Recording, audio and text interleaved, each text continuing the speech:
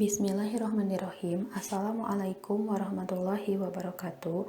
Kami dari kelompok 1 akan mempresentasikan analisis resep obat untuk inflammatory bowel disease atau IBD pada mata kuliah farmakoterapi lanjut dosen pengampu apoteker Dr. Suwendar MSI yang beranggotakan Selin Francisca, Cynthia Suherlan, Fitri Nuraini, Vira Yanuar Ramadan, dan Noviani Dwi Sunaria.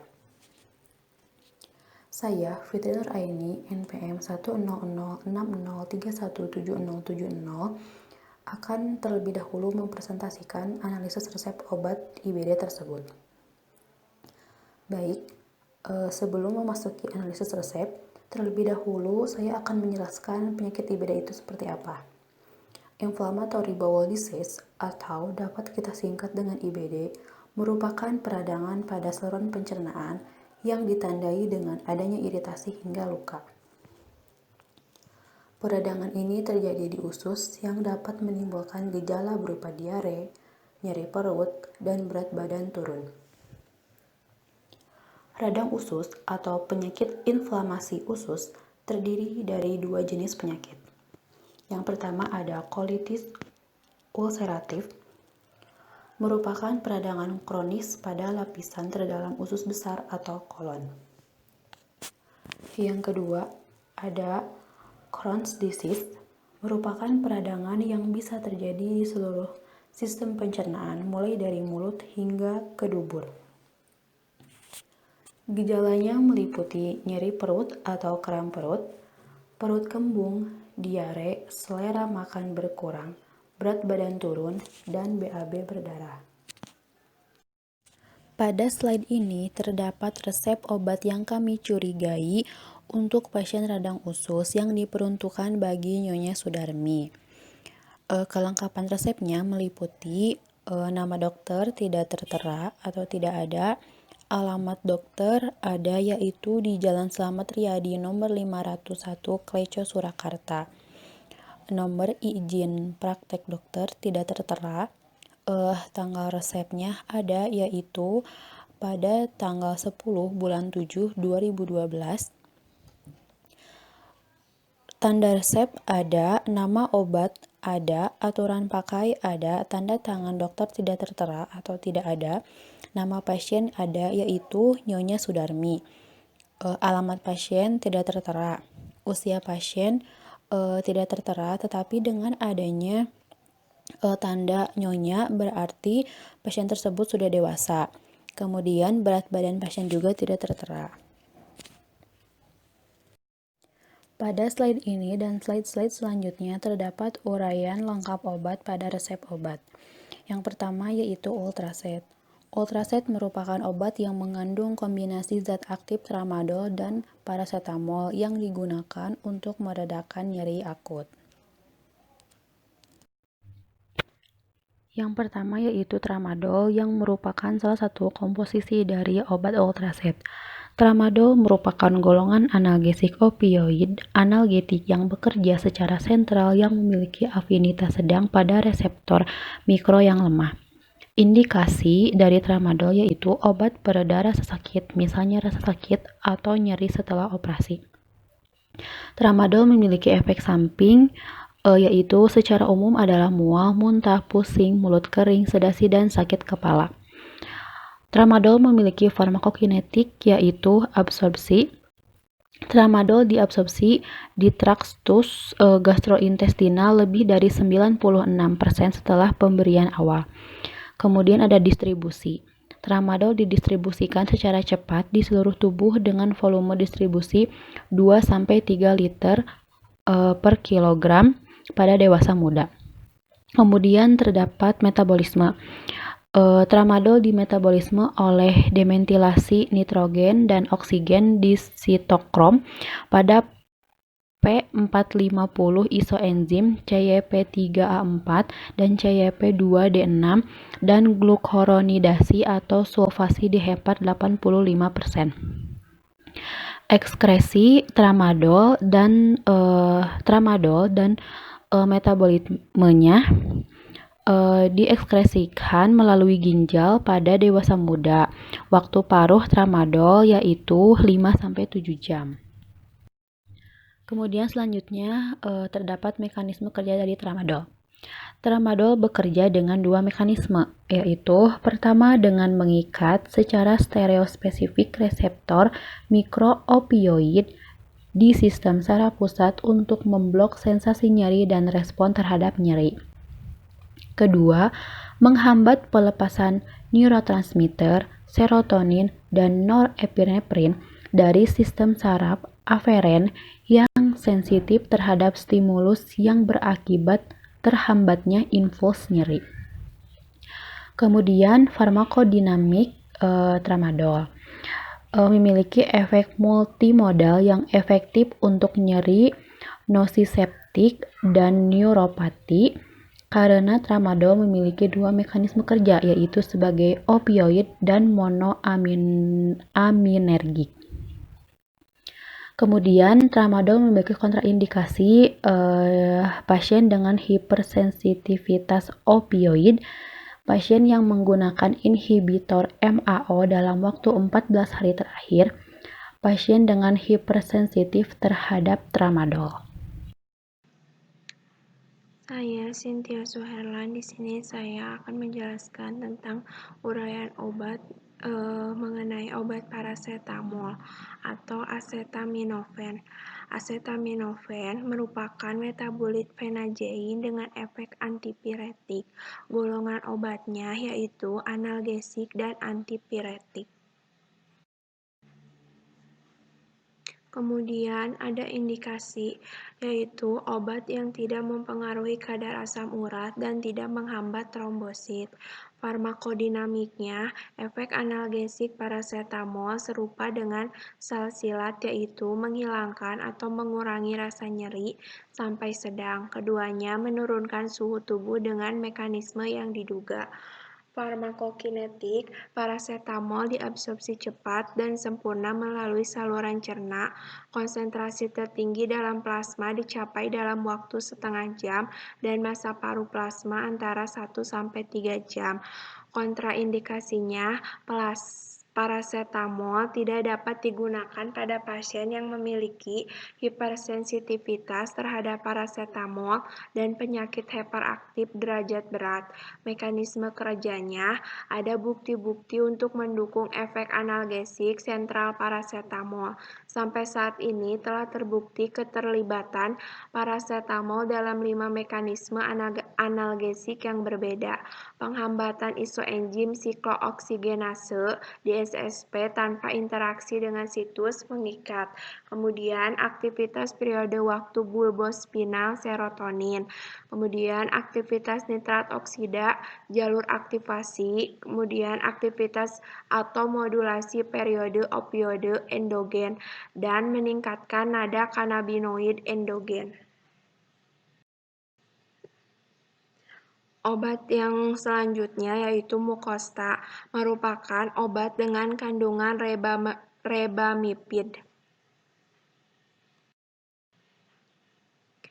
Rebamipid termasuk golongan obat antasida atau antireflux analog prostaglandin. Indikasinya digunakan untuk melindungi saluran pencernaan, terutama lambung dan usus 12 jari, mengatasi tukak pektikum pada lambung, dan duodenum untuk mencegah kekambuhan ke depannya. Farmakokinetiknya, absorpsi setelah pemberian oral tunggal pada 100 mg sampai 12 subjek berat. Kondisi rebamipid memuncak pada 2 jam setelah eliminasi dalam plasma, yaitu 1,5 jam. Kemudian distribusinya, parameter farmakokinetik yang diperoleh dari pasien dengan ginjal yang impulsen dan oral tunggal pemberian rebamipid 100 mg menunjukkan konsentrasi plasma yang lebih tinggi dan eliminasi yang lebih lama setengah dibandingkan dengan subjek. Metabolismenya, rebamipid diekreksikan sebagai senyawa yang tidak berubah dalam urin setelah pemberian oral tunggal untuk pria dewasa sehat dengan dosis 600 mg. Eliminasi sekitar 10% dari dosis diberikan kemudian diekspresikan dalam urin ketika rebamibin diberikan sebagai dosis oral tunggal untuk pria dewasa yang sehat sebesar 100 mg.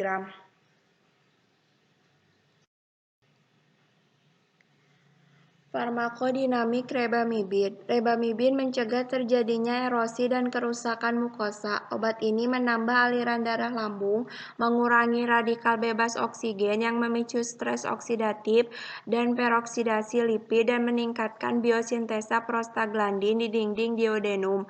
Efek sampingnya, ruam pada kulit, pruritus, eksema yang menyerupai erupsi kulit akibat obat, dan gejala hipersensitif. Perut terasa membesar, diare, mual, muntah, dan gangguan daya pengecak.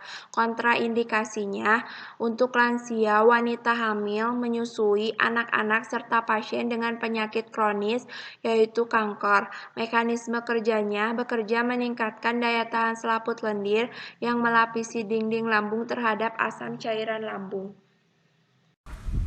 Bismillahirrahmanirrahim. Saya Serian Francisca. Di sini saya akan menjelaskan uraian obat, yaitu prednisolon.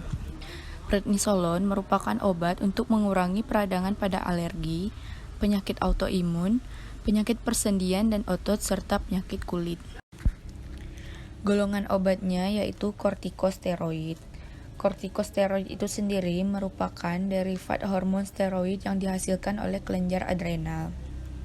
Kemudian, prednison diindikasikan untuk artritis reumatoid, asma bronkial, lupus eritematosus sistemik, demam rematik yang berhubungan dengan karditis. Kemudian proses farmakodinamik. Prednison mengurangi inflamasi dengan cara menginhibisi migrasi sel polimorfonuklear dan mengurangi peningkatan permeabilitas kapiler. Kemudian proses farmakokinetik. Yang pertama ada proses absorpsi. Prednison diserap dengan mudah setelah pemberian oral. Kemudian didistribusikan dengan cepat ke otot, hati, kulit, usus, dan ginjal. Terikat secara luas pada protein plasma, yaitu transkortin dan albumin. Hanya bagian yang tidak terikat yang aktif. Kemudian didistribusikan ke ASI dan melalui plasenta.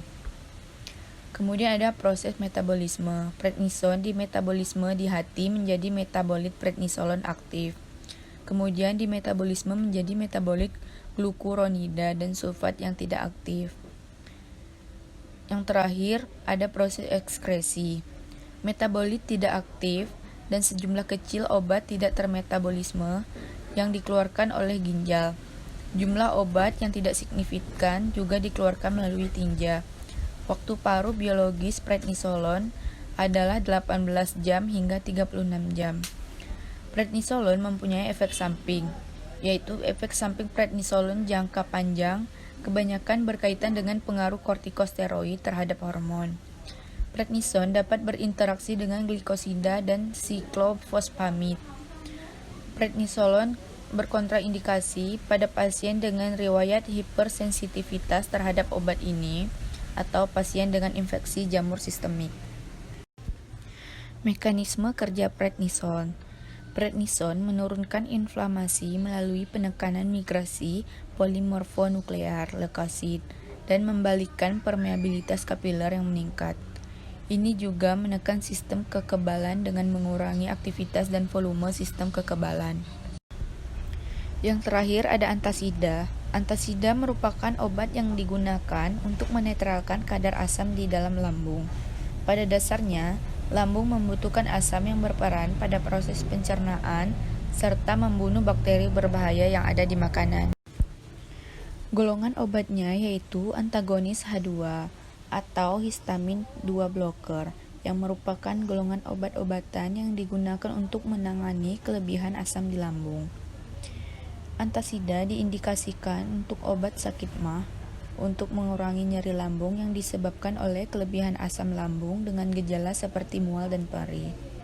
Adapun proses farmakodinamiknya yaitu antasida bekerja dengan menetralkan asam lambung, tidak mengurangi volume asam lambung yang disekresikan.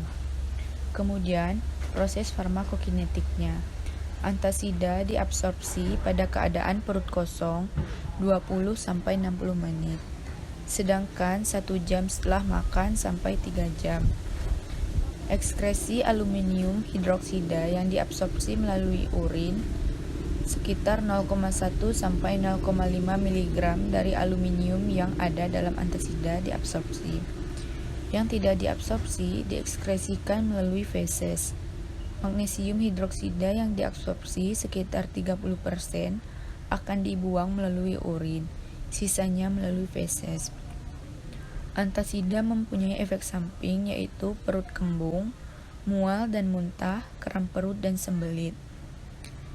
Kontraindikasinya, pada pasien yang menderita gagal ginjal berat, kontraindikasi mengonsumsi obat antasida non-absorbable. Yang terakhir yaitu mekanisme kerjanya.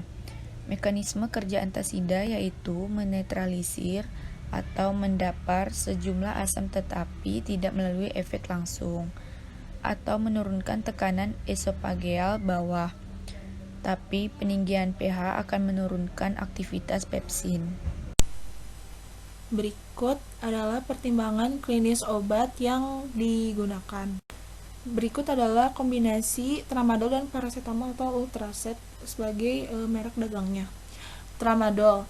Dalam kasus penyakit pernafasan yang parah, opioid harus diresepkan dengan hati-hati karena memperburuk fungsi pernafasan dan mempertahankan kapasitas untuk menyebabkan kegagalan pernafasan.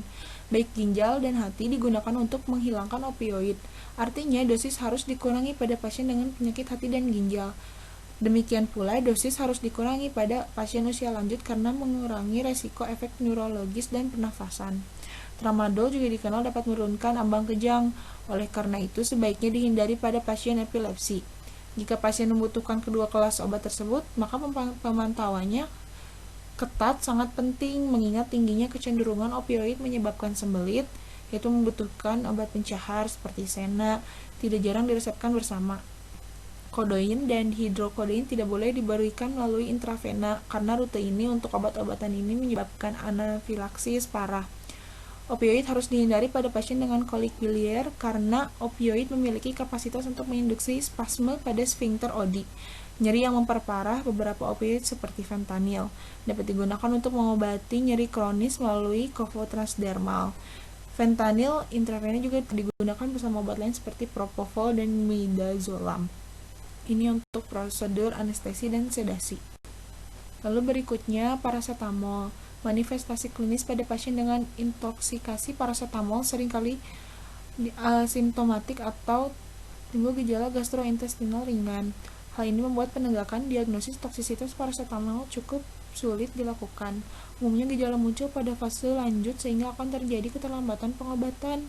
Tanda gejala yang perlu dicurigai adalah hipotensi, takikardia, sesak napas, hipoglikemia, trombositopenia, ensefalopati, yaitu dalam keadaan berat, mual, muntah, nyeri abdomen kanan atas, diaforesis, malaise atau oliguria. Hal yang penting untuk dilakukan pada penelitian risiko intoksikasi paracetamol adalah menentukan apakah konsumsi paracetamol mencapai dosis toksik atau tidak berdasarkan anamnesis. Jika tidak, maka disimpulkan bahwa pasien tidak mengalami intoksikasi paracetamol dan dapat dipulangkan tanpa perlu pemeriksaan atau penanganan lebih lanjut. Lalu berikutnya mukosta yaitu rebapimid. Rebapimid termasuk dalam kelas obat antasida atau agen anti-reflux. Rebapimid bekerja meningkatkan daya tahan selaput lendir yang melapisi dinding lambung terhadap asam cairan lambung. Obat ini juga mengubah pH lambung untuk menetralisir asam cairan lambung dan meningkatkan aliran darah di usus. Lalu ada prednison. Pada prednison, glukokortikoid ini mencapai dengan mengikat reseptor di sitosol yang dikenal sebagai reseptor glukokortikoid. Melalui pengikatan ini, reseptor masuk ke dalam nukleus dan berikatan dengan elemen respon glukokortikoid. Pengikatannya mempengaruhi ekspresi gen. Glukokortikoid juga memiliki efek metabolik. Lalu terakhir, antasida yang mengandung magnesium tidak boleh digunakan pada pasien dengan clearance kreatinin kurang dari 30 ml per menit karena ekskresi magnesium dapat menyebabkan toksisitas. Hiperkalemia dapat terjadi pada pasien dengan fungsi renal normal dengan intake kalsium karbonat lebih dari 20 gram per hari dan pasien ginjal dengan intake lebih dari 4 gram per hari. Kemudian selanjutnya ada konseling. Kemudian selanjutnya ada konseling untuk ultracet. Ultracet adalah obat yang mengandung kombinasi zat aktif tramadol dan paracetamol yang digunakan untuk meredakan nyeri akut dalam bentuk kapsul. Kapsul ultracet dapat dikonsumsi dengan atau tanpa makanan. Gunakan segelas air putih untuk menelan kapsul. Konsumsilah ultracet sesuai dosis yang telah ditentukan oleh dokter dan pastikan ada jarak waktu yang cukup antara satu dosis dengan dosis berikutnya. Tidak boleh diberikan bersamaan dengan MAOI, SSRI, simitidin, amitriptilin. Kemudian INR meningkat jika diberikan bersamaan dengan senyawa warfarin. Jangan diberikan pada pasien yang memiliki riwayat hipersensitif pada tramadol atau opioid analgetik lainnya. Yang kedua, ada mukosta. Mukosta merupakan obat mah yang dapat digunakan untuk mengobati tukak lambung atau gastritis dalam bentuk kapsul. Telanlah obat ini utuh-utuh dengan air segelas air atau secukupnya. Usahakan untuk mengkonsumsinya di jam yang sama setiap harinya. Apabila Anda melewati dosis karena lupa, segera ganti dosis yang setelah Anda mengingatnya. Namun, jika ingat-ingat sudah dekat dengan waktu untuk dosis berikutnya, maka tak perlu mengganti dosis berikutnya, melainkan langsung beralih ke dosis selanjutnya. Apabila Anda tidak sengaja mengkonsumsi lebih dari dosis yang diresepkan, konsultasikanlah dengan dokter atau apoteker. Jangan berhenti minum obat ini kecuali dokter menginstruksikannya. Kemudian, konseling yang kedua yaitu untuk prednisolon. Prednisolon adalah obat untuk mengurangi peradangan pada alergi, penyakit autoimun, penyakit persendian dan otot, serta penyakit kulit dalam bentuk kapsul. Dosis pemeliharaan dan durasi pengobatan akan disesuaikan dengan respon terapi dan kondisi pasien. Jangan menambahkan atau mengurangi dosis, serta jangan menggunakan obat ini lebih lama dari yang dianjurkan. Kapsul prednisolon ini dapat dikonsumsi dengan atau tanpa makanan. Gunakan segelas air putih untuk menelan kapsul. Konsumsilah prednisolon sesuai dengan yang telah ditentukan oleh dokter. Jangan menghentikan penggunaan prednisolon tanpa berkonsultasi dulu dengan dokter. Penghentian obat ini perlu dilakukan secara bertahap untuk mencegah terjadinya gejala putus obat dan efek samping. Disarankan untuk mengkonsumsi prednisolon bersama dengan obat lambung untuk mencegah terjadinya nyeri pada lambung. Yang digunakan untuk mencegah terjadinya nyeri pada lambung yaitu antasida. Antasida ini adalah obat yang digunakan untuk menetralkan kadar asam di dalam lambung dalam bentuk kapsul. Untuk antasida, bentuk tablet atau kaplet kunyah, konsumsi obat dengan mengunyahnya terlebih dahulu sebelum ditelan, dan minum air putih setelahnya. Antasida baik tablet ataupun kaplet kunyah ataupun suspensi digunakan ketika gejala muncul atau terasa akan muncul. Maka pada presentasi kali ini dapat disimpulkan bahwa resep tersebut dapat untuk pasien dengan radang usus karena mengandung ultracet sebagai obat analgetik untuk meringankan gejala rasa sakit yang disebabkan oleh radang usus. Jika terjadi diare, tramadol yang merupakan salah satu komposisi dari ultracet dapat ditangani karena efek samping obat tramadol dapat menyebabkan sembelit. Mukosta merupakan obat untuk melindungi saluran pencernaan, terutama lambung dan usus 12 jari, yang dapat mengobati radang usus. Prednison merupakan obat golongan kortikosteroid untuk mengobati inflamasi atau peradangan di usus. Antasida merupakan obat golongan H2 yang mengindikasikan bahwa pasien juga memiliki riwayat gangguan pencernaan lain, yaitu berupa kenaikan asam pada lambung. Sekian presentasi dari kami, kelompok IBD. Mohon maaf Bila terdapat banyak kesalahan kata dan terdapat banyak kekurangan pada presentasi ini, semoga dapat dimaklumi. Akhir kata, wassalamualaikum warahmatullahi wabarakatuh.